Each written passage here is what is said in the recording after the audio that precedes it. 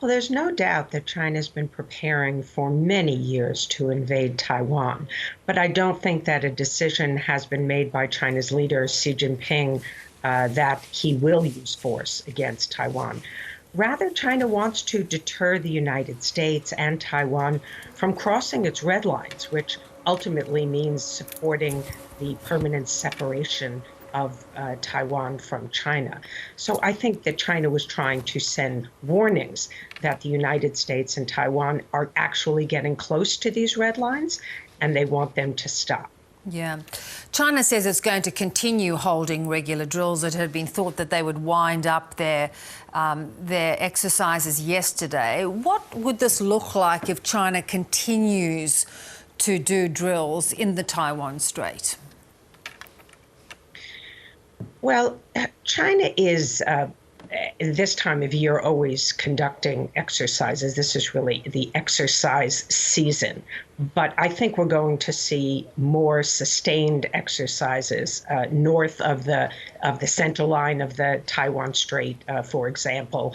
We may periodically see these closure areas that this time were created. They were right very close to Taiwan. There were 6 of them. They were carefully chosen to threaten Taiwan's ports and its major airports.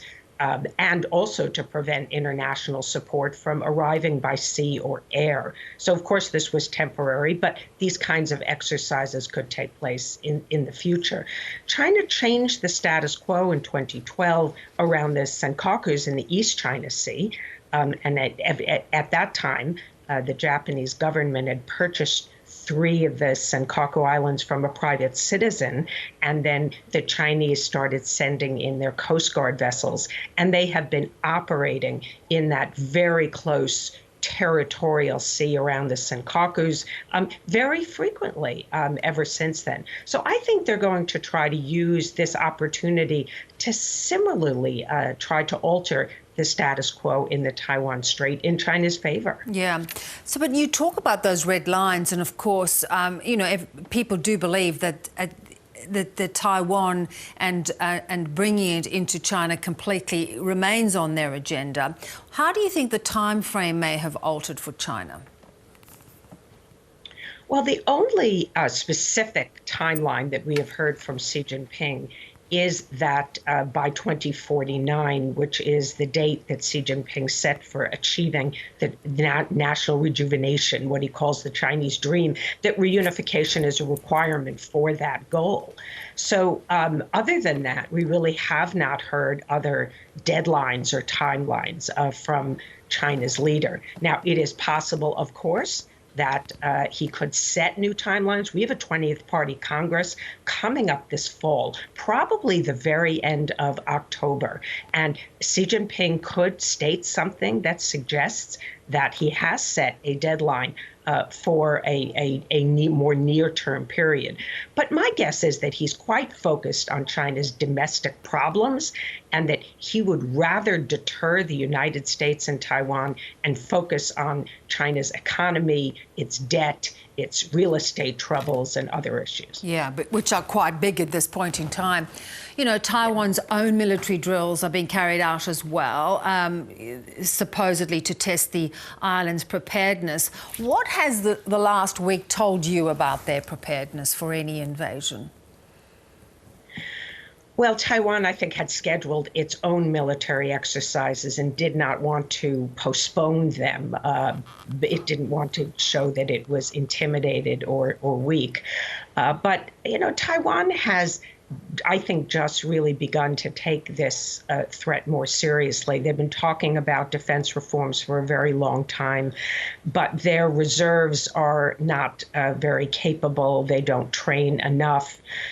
The civilians, which have become, of course, important in Ukraine, where after Russia's invasion, the civilians in Taiwan are not in any way ready to launch a sort of insurgency. They could be organized. We have seen these kinds of efforts in Finland, for example, and the Baltic states and Sweden. So there are more things that Taiwan could do.